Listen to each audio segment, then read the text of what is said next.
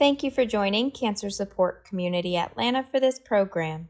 Please visit our website, cscatlanta.org, for a complete list of live and recorded events.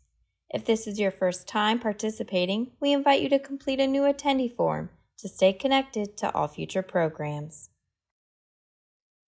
Hello, everyone. Welcome to our nutrition seminar today on a focus on breast cancer and nutrition. This is Emily Brown, the program director with Cancer Support Community Atlanta. Just so you all know, you are going to be muted throughout the duration of this program. If you have a question, feel free to submit that at the chat box at the bottom of your screen, and Kristin will address those questions as they come in. But Kristin, I think I will go ahead and let you get started because we are after 12 now. Perfect. So hello, everybody. I'm Kristin Cuculovksi, and I'm the Oncology Nutrition Coordinator at Northside Hospital. Thank you so much for being here. I saw several people were on from my team, so thank you guys for joining. But I like to give a little bit of a disclaimer up front because these presentations tend to be a little bit more general since we are in a community setting here, in a group setting. So if you do Perfect. So hello, everybody. I'm Kristin Cuculovksi, and I'm the Oncology Nutrition Coordinator at Northside Hospital. Thank you so much for being here. I saw several people were on from my team, so thank you guys for joining. But I like to give a little bit of a disclaimer up front because these presentations tend to be a little bit more general since we are in a community setting here, in a group setting.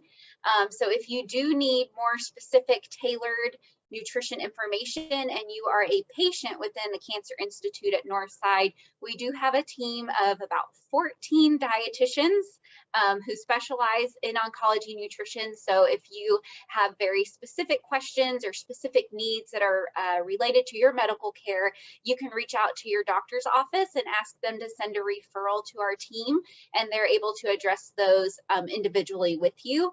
And then if you're part of a different health system, Emory, Wellstar, Piedmont, they also have dietitians, so you can reach out to them as well to get more specialized care.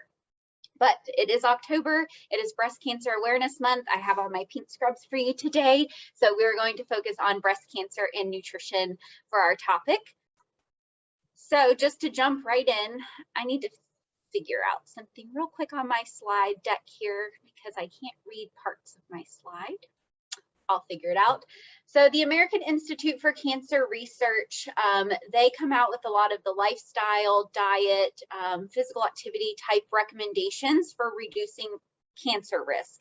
And these are for all types of cancers, but they're also very much relevant to breast cancer as well. So I just want to start off with these top 10 recommendations. We do have recordings that dive a little bit deeper into some of these topics on the Cancer Support Community website from previous months. So if there's something that you're like, ooh, I need to learn a little bit more about that, some of those recordings, because we do go over a lot of these topics a little bit more in depth than what I'll be able to do here today. But the top recommendation is to be a healthy weight, and we are going to go over some of these a little bit in depth, but not as in depth as some other presentations. Number 2 is to stay and be physically active. Number 3 is to eat a diet that's rich in whole grains, vegetables, fruits, and legumes.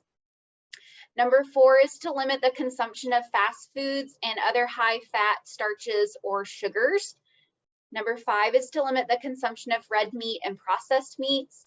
Number 6 is to limit the consumption of sugar-sweetened beverages. Number 7 is to limit alcohol consumption.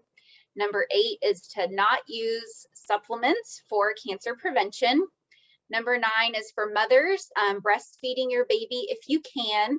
And then if you have already been diagnosed with cancer, following as many of these recommendations as you can while you're going through treatment and then after treatment as well. So another little disclaimer too, a lot of this presentation will be geared more towards survivorship type things, or maybe you're on a maintenance drug you're going to be on for several years. So that's more where this presentation goes. If you're in active treatment and you're having a lot of side effects, that would be an excellent time to reach out to the dietitians to be able to tailor some of this information, because you may not be able to do some of these things, or they're just not right for you at this time. So maintaining a healthy weight, why we want to do that. It reduces your risk for chronic diseases. So not only cancer, but diabetes, heart disease, a lot of other things that can fester as we begin to age. And then preventing disease-related complications. So maybe you do have some of those diseases already. It can help you to minimize those complications and to have better control over those conditions. And then also body fat is active and it acts like a hormone pump. So it can release insulin, estrogen, and other hormones that are believed to spur cancer growth. So again, it's not necessarily about vanity or being a specific weight. It's about lowering our fat mass and making sure that we have good muscle mass as we are working on being healthy. Physical activity, aiming to get 150 minutes of physical activity per week. So that's 30 minutes, 5 days per week. So that's walking, jogging, biking, playing tennis. If you're not currently physically active and you haven't been for a long time, or you've just taken a break recently, you can always start out small. All of your physical activity is going to count. So maybe you're only able to do 10 minutes here on your lunch break, or maybe 10 minutes in the evening. If you can get up to 30 minutes per day, even if it has to be broken up, that's perfectly fine. One way to do this is to add walking or standing breaks in throughout your day. That way you're helping to limit the amount that you're sitting down and your blood's able to flow and you're able to just get your juices going there. Limiting your screen time, which can for a lot of us to under 2 hours per day. So if you work at a computer for 8 hours, you're like, what am I supposed to do with this?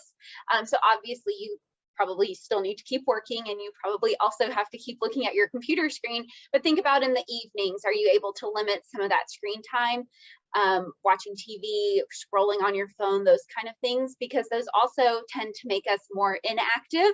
So by limiting that during your free hours, then you are able to be more active and get your walking in and do a little bit of physical activity. And then again, like I said, you can space it throughout the day. So you might not have 30-minute chunks of time, or maybe you're very fatigued and you just need to space it out more regularly. That's perfectly fine. You're going to get there when you it all seems to have a benefit. So there's no perfect thing that you have to do. Any movement is great movement. Plant-based diets. So we have several recordings that go in depth over plant-based diets or eating a plant-based lifestyle. So that does not mean that you're vegan or vegetarian. It just means that you have a very heavy emphasis on making sure that you are getting foods throughout your day in your diet. So if you're interested in those, you can, again, go to the Cancer Support Community of Atlanta page, and they have all of our recordings on more in-depth versions of these. But the reason why they're focusing so much on a plant-based diet is because it has all this extra great nutrition in there, such as your dietary fiber, your vitamins and minerals, and then also some phytochemicals. And we're going to talk a little bit more in depth in the next couple slides about a phytochemical that is specific to breast cancer that they're finding may be very beneficial to decreasing the risk of breast cancer and decreasing recurrence risk.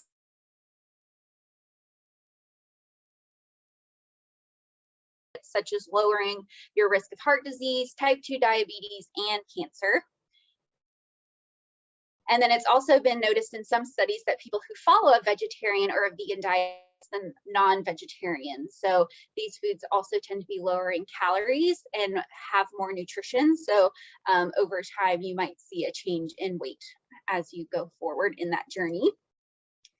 So it is fairly simple to get started on a plant-based diet. Again, nothing has to be perfect. It's just about putting those plant foods first.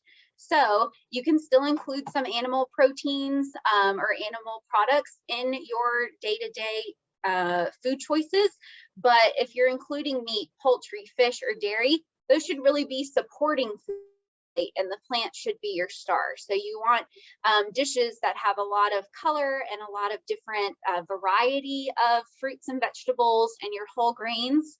And you can see this cute little bowl that's over here on the slide. I have a protein source that I can see that's like an animal protein, but it's just a representation of all the colors, the different variety of stuff that you're doing. And again, not every bowl or plate is going to look like this, but it's just something to aspire to. That really helps to focus on having a balanced plate with mostly whole, less processed, and it's perfectly fine to use fresh or frozen fruits and vegetables. We're going into the winter season, so some of these things aren't going to be in season as much as some other foods might be. So using some of those frozen fruits and vegetables are helpful to help get through the winter months while we wait for next season. So carotenoids and breast cancer, this is a phytochemical that has some antioxidant properties, and there has been quite a bit of research done on these specific phytochemicals that show the potential of altering cell signaling to inhibit or stop cancer cell growth, and may also promote those cancer cells to kill themselves or to die, which is what we're looking for. So in the WELL study, which is Women's Healthy Eating, and I believe is the actual name of it, women with early stage breast cancer and high levels of plasma carotenoids had a 43% reduction in new breast cancer events compared to women who had lower plasma levels. But they still aren't certain if it's the long-term exposure to having that diet that's high in fruit and vegetables is more responsible for those positive outcomes versus if somebody was trying to take a supplement or only focusing on it for a short amount of time, like you really got into vegetables for 1 week, but for 3 weeks later, you stopped eating fruits and vegetables. So it's really that consistency that they think may have led to some of these positive outcomes here. And then these are all of the food sources, and it's not all of them, but most of them for the carotenoids. So there are 4 or 5, really 6 if you're counting the alpha and the beta carotene, different, they're not species, different classes underneath the carotenoids. So you can see a lot of these are going to be overlapping, like you have pumpkin in a few categories, but they tend to be your yellow, your orange, and your red fruits and vegetables that are going to be great sources of these. So there's not one that's better than the other. It's all about having that variety in your diet, and there's quite a lot to choose from. So if you don't like a few of them, that's okay. You don't have to eat those foods. But if you're like, oh, I love tomatoes, but I haven't been eating them recently, this might be a good reminder that those are going to provide you with some lycopene that have some good phytochemicals that have the carotenoids that can help raise your plasma serum levels of those for you. And then lignans are another hot topic that I get asked a lot about. So lignans are mostly found in flaxseed. They're a very rich source. So flaxseed has been studied more often in breast cancer, but they're believed to reduce tumor growth. And they're found in whole grain, seeds, nuts, legumes, fruits, and vegetables in smaller amounts. And then again, flax seeds are a very rich source. So there are some studies that show a decrease in breast cancer with flaxseed consumption, and it's as little as half a teaspoon of flaxseed. So there are several studies that are out there. There was one that looked at like 25 grams of flaxseed in a muffin that patients ate for a month or 2 that showed a decreased risk of breast cancer. There was another study that showed having 1/4 of a cup of flaxseed throughout the whole month decreased risk of breast cancer. And then of course this one of half a teaspoon of flaxseed per day. So ground flaxseed is better absorbed, and it's really easy to add to stuff like cereals, muffins, yogurt. So you can kind of sprinkle it on top of salads. I have people who like to put it in smoothies. And, you know, more is not better. You don't have to put so much on there that you don't like the taste of stuff, but just adding it into little things that you may already be eating could be very helpful. And then it should be noted, there is like flaxseed oil on the market, but that does not contain the lignans. It's more in the ground flaxseed or the whole flaxseed, but our body's able to absorb that ground flaxseed the best. And then sometimes I do get questions if you are on tamoxifen. There have been no interactions that have been found in tamoxifen here. Sometimes that's a worry. And then soy and breast cancer, also always a hot topic here. So there have been lots of research studies over the last decade or so We'll go through some of those, but common consensus from health experts is that soy foods are safe for breast cancer survivors. There is emerging research that suggests that soy foods may decrease the likelihood of breast cancer recurrence. And then most health experts also agree that the evidence is not strong enough to recommend that all women with a history of breast cancer eat more soy. But if you have always eaten soy, or you like soy, or it's something that you would like to at least try out and see if you like, it's not unsafe for you to do that, and it may even have additional health benefits for you. So this one is a big misconception that gets confused online, and sometimes I've heard a lot of people say that they're trying to avoid soy. So just be cautious with that kind of information, because all of the research that is out there shows that there are health benefits to consuming soy. So several large thousands of women, human studies consistently have shown that compared with women who do not eat soy, women who regularly do have lower breast cancer risk. And then there are some studies that also suggest that breast cancer survivors who consume soy foods have lower risk of recurrence compared to those who avoid soy.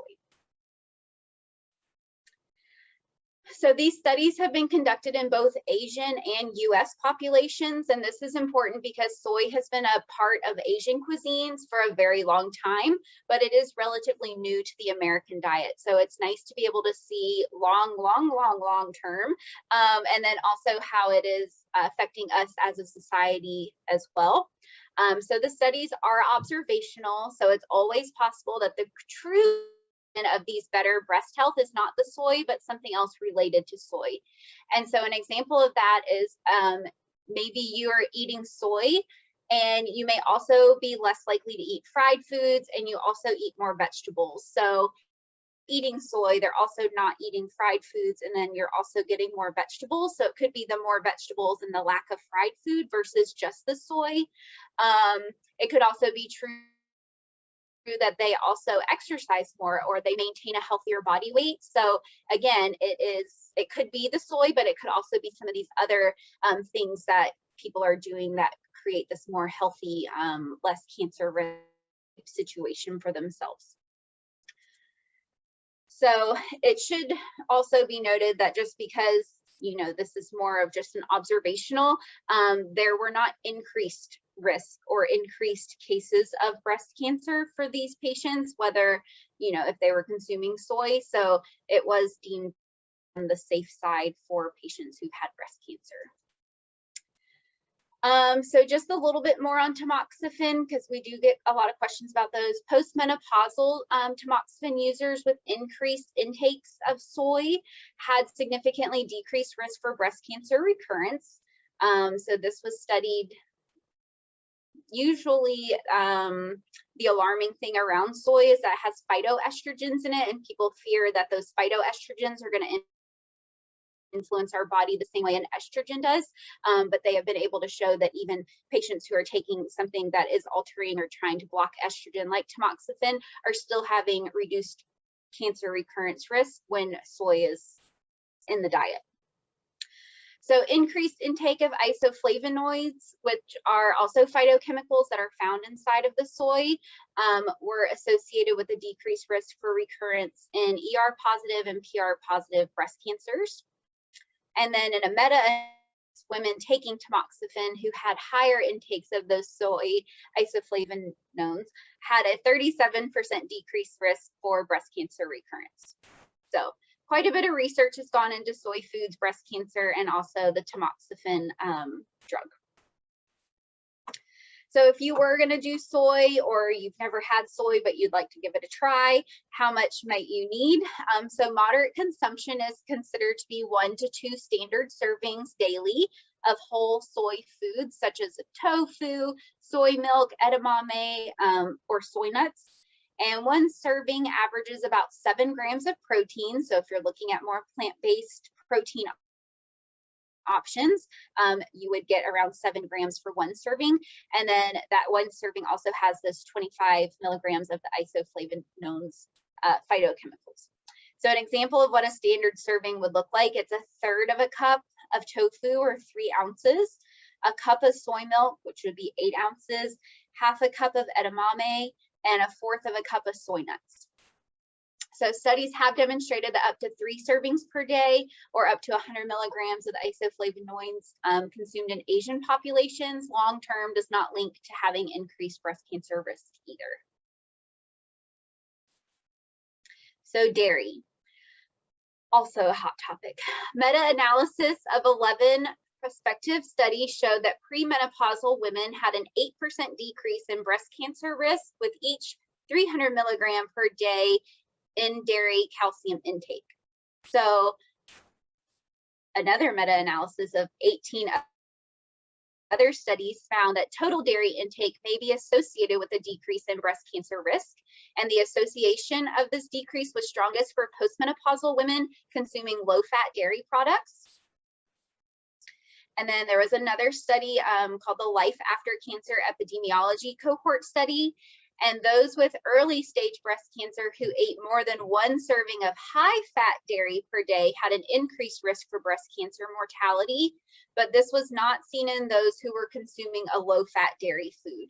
So we often recommend skim or 1% dairy product, and the saturated fat that's in 2% or even whole milk, that is considered more of the high fat dairy in these cases, and that saturated fat can lead to inflammation in our body. So that's why we've always leaned towards the low fat dairy foods. So even think about your yogurts or cottage cheese, other types of cheese, we're looking for more low fat versions of those foods. And then for breast cancer patients who enjoy consuming dairy, just making sure you're choosing the lower fat dairy options until more research is available is what's currently recommended. If you don't like dairy, you've never had dairy, that's perfectly fine. You don't have to start taking up dairy. But for those of you who do enjoy it or have always had it and then maybe cut it out, these studies show that there is association of decreased risk in breast cancer and not necessarily increased risk as long as you're choosing those lower fat dairy food options. And I did put all these references at the end of the presentation today for all these studies, so you're able to go and kind of a little bit more if you have additional questions too. Red meat, so this is kind of in line with the AICR recommendations that we went over at the beginning. So red meat can increase cancer risk by increasing the bioavailability of iron content in the food, presence of carcinogens produced during the cooking process. Red meats tend to be higher in fat content, usually saturated fat content, inflammation, and then also increased cholesterol intake greater than 300 grams per day has been associated with increased risk for breast cancer, and red meats tend to have more cholesterol than some of the other leaner meats. So another study, the Nurses Health Study 2, found that consuming more than 3 servings of red meat per week was associated with an increased risk for ER positive, PR positive breast cancer, and those results were also considered another cohort study done in the UK for postmenopausal breast cancer patients as well. So the AICR, they recommend having less than 18 ounces of red meat per week to prevent colon cancer. And a serving is usually 3 to 4 ounces of red meat for 1 serving. So 3 ounces, if you go by the 4 ounce times 3 would be about 12 ounces. So trying to stick to under 12 ounces or limiting it the best that you can is probably best in these cases. Fasting, there's lots of research being done in fasting right now. The one that is currently recommended would be more of a nighttime fast, and that would be because it helps to promote decreased blood glucose levels. We did a whole presentation recently on carbohydrates, and we talk a lot about blood glucose levels in that presentation and how that can affect our bodies and our overall health. So you might check that out.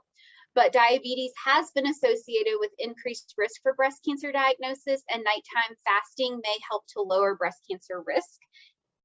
And then there was the WELL study again that was already referenced. Patients who fasted for more than 13 hours at night had decreased rates of breast cancer recurrence compared to those who fasted for less than 13 hours per night. So the current recommendations that I found were to aim for about 13 hours per night. So if you have dinner at 6 p.m. at night, then you'll want to try to have your breakfast around 7 a.m. for that 13-hour window. And then making sure that you're able to get your nutrients in during that window that you're awake and in between the 13 hours. So this was a new research that I just found when researching for this presentation. So that was pretty fun to see. So back to some of the AICR more general recommendations: limiting those sugar-sweetened beverages, drinking mostly water and unsweetened drinks is what's recommended. Sugar-sweetened beverages provide a lot of energy or calories, but they may not influence our appetites. They might not help keep you full longer because they're usually very quick to digest, which can leave you feeling even hungrier after you consume those, which can lead to you eating too many calories throughout the day because you're trying to feed yourself and get full. And then there is strong evidence that consuming sugar-sweetened beverages causes weight gain, overweight, and obesity. And if we're trying to be a healthy body weight, then we just don't really need to add these in as something that's going to work against us when we're working on our goals. And then alcohol and breast cancer, this one gets some people, but for cancer prevention, it is best not to drink alcohol at all. So alcohol in any form is a potent carcinogen. So even if it's red wine, people tend to ask if, red wine from the American Heart Association or having a glass is good for your heart. But in reality, the alcohol, again, is a potent carcinogen, no matter what form you're drinking it in, whether it's a beer or a wine or a spirit of some kind. And it is linked to 6 different cancers, and breast cancer is on this list here. And for those concerned about cancer, the recommendation, again, is not to drink. If you do choose to drink, if you're a woman, limiting it to 1 drink per day, and if you're a man, 2 drinks per day is the current recommendation. But again, if you're able to limit or avoid it, that is what's currently recommended for you. And then using supplements. So supplement use is very popular in cancer patients, and the current recommendation is to not use supplements for cancer prevention. So for most people, it is possible to obtain adequate nutrition from a healthy diet. And, you can't take all these supplements and still eat poorly and hope for the best. But also more and more studies are coming out that people who are taking some of these supplements, it's not doing anything, and it's expensive. These supplements can be very expensive. So if it's not providing any benefit, if not lowering your cancer risk or your cancer recurrence risk by any amount, and you continue to take them, then you're spending money on something that maybe you could be saving for healthier food options or doing something fun with the family. So just being mindful of that. When it comes to cancer prevention, the research does show that supplements do not offer the same health benefits as eating foods that have the same nutrients in them. And then the panel for the AICR does not discourage the use of a multivitamin or specific supplements for populations that could benefit from them. And so our general rule around here is that you should be tested for a deficiency. So say your doctor checked your vitamin D level and it was low, that would be when you would need to have a supplement on board to help get that back to a normal level. Or say you're at risk for osteoporosis or just bone loss with aging, and so your doctor wants you to be on a calcium supplement, that's perfectly fine. Those are populations that are going to benefit from those supplements. But taking a lot of the other antioxidants or some other items that you're not really sure why you started taking them, or you started taking them and you can't really tell if they're really benefiting you, those things you might want to review with a dietitian or with your doctor to see if you need to be on them and how long you need to be on them. Sometimes I'll find people who were told 5 years ago to start taking something and they've taken it perfectly fine for 5 years, but they can't remember why they ended up on it or when they were supposed to stop taking it. So just being mindful of those things for both financial reasons, but also health benefits to make sure you're not doing anything that causes harm or just creating some waste. So again, it's always best supplements that you're taking with your doctor or your dietitian, especially if you're going through active treatment, because we want to make sure that nothing that you're taking is interacting with your medications that you are on. Kristin, we did have some questions about supplements. If you don't mind taking a second. See, giving examples of supplements for cancer prevention. I think you kind of talked about not doing that, but is there any examples of what somebody might take? There are all kinds of examples. People hear things from all over the place. The biggest thing with supplements is they're not regulated by the FDA. We're not quite sure what always are some of these supplements. There are third-party testing companies that do test vitamins and minerals and other supplements now to make sure that what's in the product is actually, like what's on the label is actually in the product.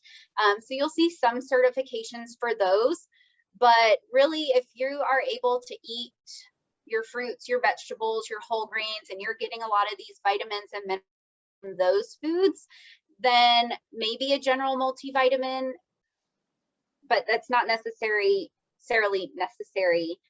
Just take it to feel like you're doing something. Vitamin D is a big one, so I have a slide on here. So the current recommendation for vitamin D, there's a ton of research being done on vitamin D, and there's still conflicting evidence. Some research studies show that yes, vitamin D needs to be supplemented, whether you're deficient or not. And then there's some that show you don't need to be supplemented because it doesn't help with anything. So there's still a lot of research to be done in this space, but our normal recommendation is to make sure that your doctor's testing your vitamin D level. And this is the test, the 25 OHD test that they will do. And then the Endocrine Society shows that if you're greater than 30, you should have sufficient vitamin D levels, but really they're starting to see more of adequate serum levels at 40 to 60, and there's some studies that go even higher than 60. And so I had mine drawn recently and I was at 33, which is technically sufficient according to this, but my doctor wanted me to be above 40. So you really have to have these conversations with your doctor, and they know your medical history, so they're able to tell you a little bit more specifically. And then I also like to share that you need to have a baseline done for these labs. You want to know, like I wanted to know that I was at 33. I'd actually bought a vitamin D supplement knowing that we're coming into the winter months, and I didn't start taking it until I had my labs drawn because I wanted to see how effective that actual supplement was. So the current recommendations are like, some of my team's on here, but I think it's like 400 to 800 international units per day of vitamin D, but I've seen people take 5,000 international units of vitamin D every day and still have lower looking vitamin D levels, or they were taking 5,000 and they got to normal and then they cut down to 2,000, but still taking double what the recommendation is, and their vitamin D levels dropped. So it's one of those things that you do have to kind of keep an eye on, but you also want to make sure that your body is absorbing and utilizing the supplement that you're taking. So just because you're taking something doesn't always mean that your body is using it the best way that it could, and that could be for a variety of reasons. But you know, if you actually have a deficiency or something is insufficient, then that's when you start looking into having a supplement. Did you find other questions? Yes, somebody asked specifically about D3 and K2. If there's if that's recommended. Yeah, so again, if you're deficient and your doctor wants you to be on a vitamin D, that one is perfectly fine to take. So you've got vitamin D2 and also vitamin D3. Most of the research shows that they're absorbed fairly similarly and utilized by the body. And then the K2, I did a whole vitamin D presentation. Do you remember if that one is recorded?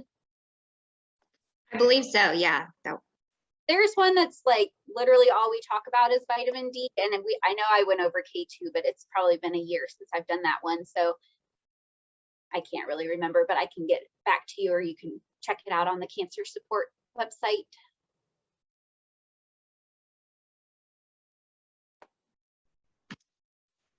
And then we did have a question about soy that you mentioned earlier. You gave a couple examples. Do you have any other examples of how someone could get soy other than tofu, soybeans, edamame?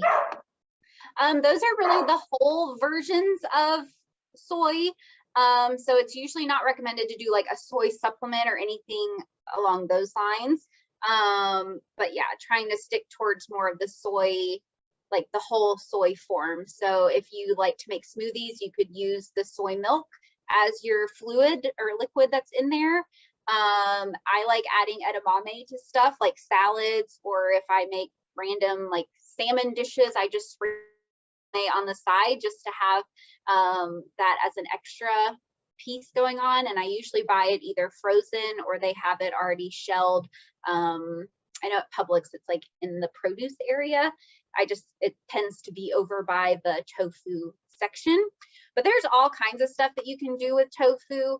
And it really doesn't have much of a taste. It tastes like whatever you're cooking it with. So if you've had bad experiences in the past, just doing a little bit of research on best like cooking methods or things that you like I tried making it in the air fryer recently, but I cut the chunks in too big of pieces, and so they were really weird in the middle. So I will not be doing that again, but I know that I like them done in very small cubes. And then there's different kinds of tofu, like there's extra firm or firm and silken tofu. And so those can be very different in texture. So I also bought I was supposed to buy extra firm and I got just firm because I thought it might be the same, but it was not the same. It crumbled everywhere in my air fryer. So that did not really work out, but I will try it again with the extra firm, smaller cubes. So sometimes you do just have to be a little bit creative with your seasonings and your different cooking methods to find something that you actually like to eat if you're not used to eating it. On our last cooking demo, Ashley covered immune boosting soups, and one of the soups she made was a miso soup with tofu. And she says the brand of tofu that she uses, if anyone wants to go back and look, that was a delicious soup. I got to try it afterwards, but that video is on the website too. Immune boosting fall soups is what it should be under.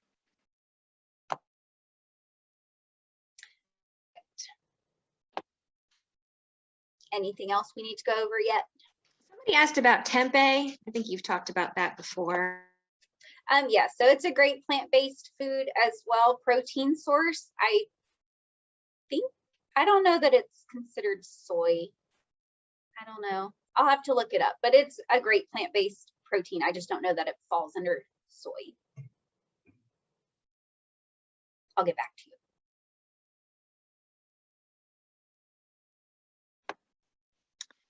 We do have a couple other questions. I can save them to the end because I think they're I think we're almost done, so I can just like go through a couple more slides and then hop on those. All right, so for mothers, you might be past this point in your life, but if you have children or grandchildren, encouraging them to breastfeed if they can is very helpful. Breastfeeding is good for both the mother and the baby. And then there's strong evidence that breastfeeding helps to protect against breast cancer in the mother. So it helps to lower some of the levels of cancer-related hormones. And then at the end of breastfeeding, the body helps to get rid of any cells in the breasts that might have any DNA damage that could fester into a cancer. And then for babies who are breastfed, they're less likely to become overweight or obese later in their adult life. So that can be helpful in maintaining that healthy body weight. But again, if you're not able to do it, that's perfectly fine. It's just one of the recommendations here. And then I also get a lot of questions about buying organic foods. So I just threw this slide in here just for good measure. Organic foods have not been proven to be better than conventional foods. There's not enough research showing that we need to recommend that people only purchase organic foods.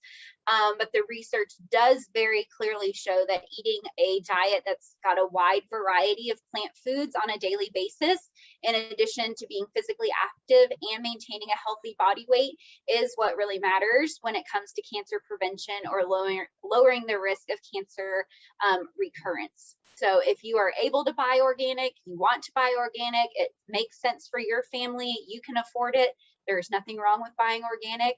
If you don't want to buy organic, you can't afford organic, that's also perfectly fine. It's better that you're eating fruits and vegetables, no matter how they're grown, versus skipping them out of fear of not being able to buy organic. So organic testing and labeling for some farmers is very expensive. So if it's a smaller operation or a more local operation, sometimes they just don't pay to have that certification done. So also talking to local farmers, if you like to go to farmers markets, that kind of thing, you can ask, what their growing practices are, and have a better understanding of that too. Some people like to do that for eggs and other things, now that there's more and more farmers markets that pop up around cities. So that's always a nice option too, to have that conversation as well. And then this is just the list that we talked about at the beginning. So in summary, doing as many of these as you can is what is really shown to reduce cancer risk. Some of these are very specific to breast cancer, they've researched. And then some of them are just more general cancer reduction recommendations. I'll leave that up while we get questions.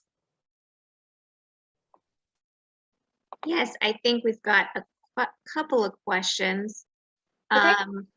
Somebody asking about resources available for recipes, specifically about nausea and ongoing side effects. Okay. For nausea? Yes. Yes, I can look into sending you some links, but the American Institute for Cancer Research, they do have an entire recipe section on their website. And then I also gave Emily a black bean chili recipe to share. And there's a link on the bottom of where that recipe came from, and it's all plant-based recipes. So that's a great link too, to kind of explore some of those foods. And then I'll look and see, I know there's another website that I like to use that's specific for some of those nutrition impact symptoms like nausea, or if you're having taste changes. So I'll try to get that to you, Emily, to share with the group. Thank you. And I will post the recipe for the black bean as well on the chat now. I'm sorry, go ahead. Excuse me. My sister sent me a really fantastic book, and it's called The Cancer Fighting Kitchen. And honestly, it has some really amazing recipes in here. A lot, like you said, are plant-based, but they're actually good. And then it talks a lot about different teas and things you can do for the nausea, a lot of natural gingers, and just a great book by Rebecca Katz and with Matt Edelson. I just love this book. And I feel like I'm eating so much healthier because of it. Can you type the name of that in the chat box so other people can write it down for us? Yes, I think I can. Thank you. Okay. All right. That's it. Thank you. Thanks for sharing. Another question, Kristin, are there any foods, specifically fruits and vegetables, that contradict with tamoxifen? Only grapefruit is shown to interact with tamoxifen, and grapefruit tends to interact with a lot of drugs. So using caution or avoiding that if you're on tamoxifen, that's the only one.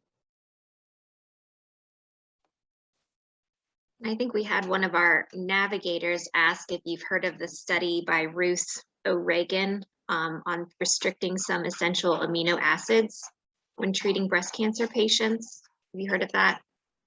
It sounds familiar, but I don't know that I've read the full study. But if you'd like to email it to me, I would be happy to read it. Somebody says, unfortunately, I don't like the taste of water. The one I drink has sucralose in it. Am I mispronouncing that? Is that okay? Yes. Yeah.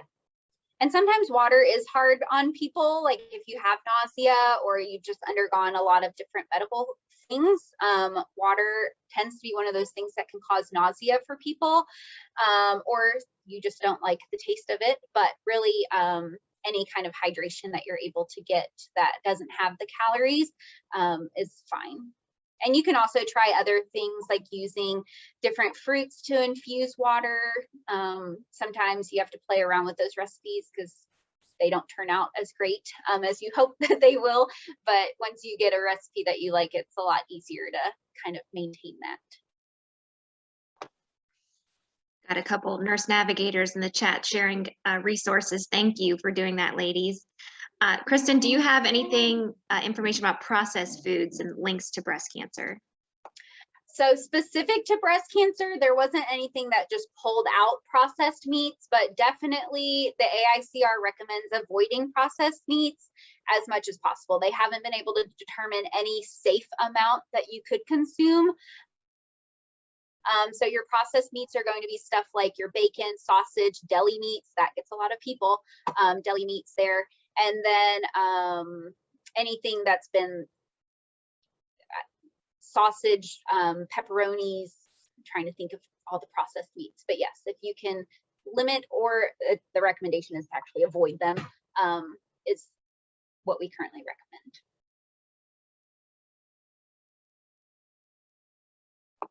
Let me see if I'm got any other, thoughts about apple cider vinegar. It is delicious to add in to salad dressings that you make at home. Do you need to take apple cider vinegar in a glass of water and hold your nose and chug it down? No, there's not enough research out there to show those kind of health benefits, but it's one of those things you're very easily able to add into different recipes. But as far as, you know, you have to take a tablespoon every day, there aren't any recommendations for that. Makes my stomach hurt just thinking about it. Some people love it. I don't know. Apple cider vinegar, like oil, salad dressing, delish. I think that might be it for the questions in the chat. Let me just run right through it again. Again, if you have any questions, feel free to submit those or unmute yourself. I think Kristin would be happy to answer any other questions.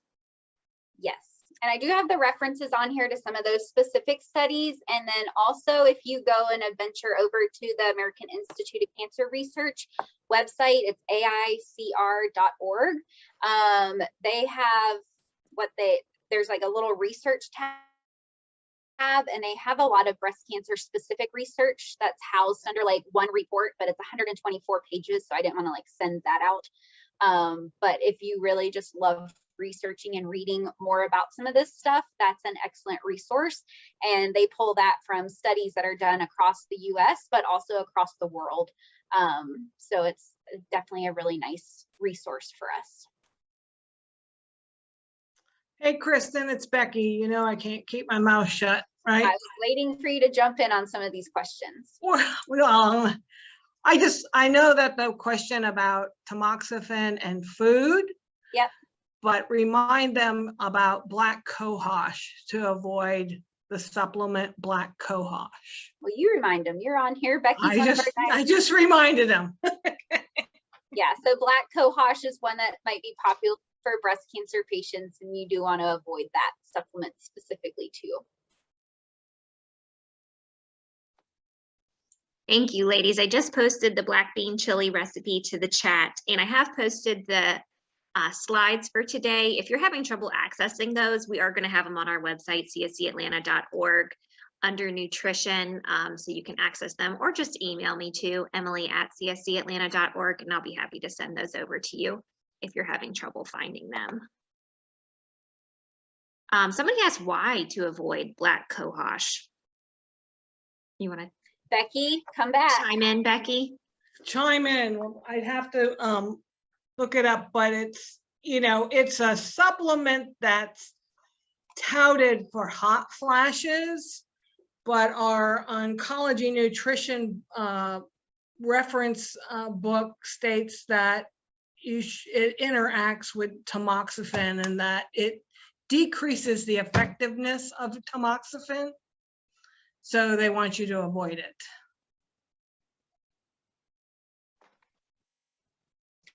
Thank you for sharing that. A lot of people are commenting how helpful this presentation has been. Before we wrap, I did want to mention that we are going to be having a cooking demo next month on plant-based Thanksgiving sides. Kristin mentioned earlier about how there's been a big focus on plant-based recently and research that supports that. So that is going to be on November 10th at 11, if you want to mark the calendars. Again, that's our cooking demo on plant-based Thanksgiving sides.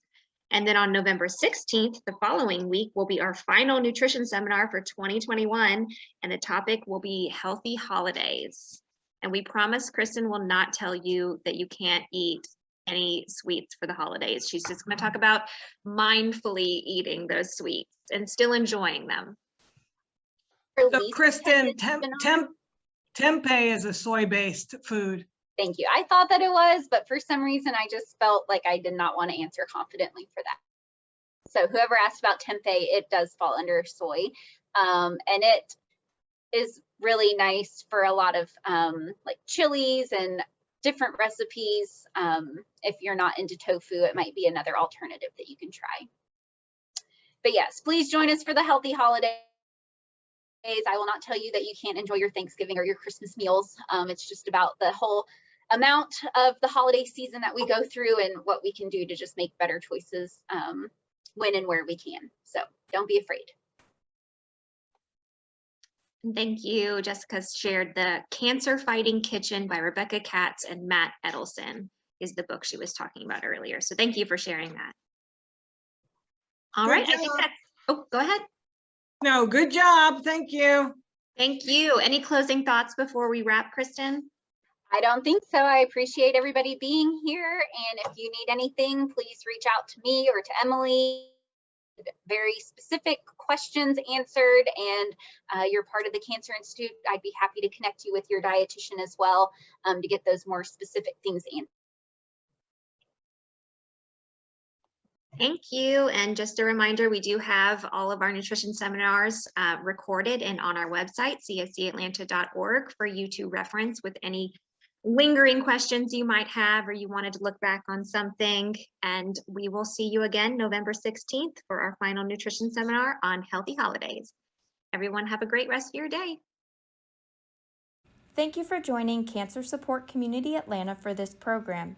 If you're interested in other live or recorded programs, please visit the online program tab of our website, cscatlanta.org.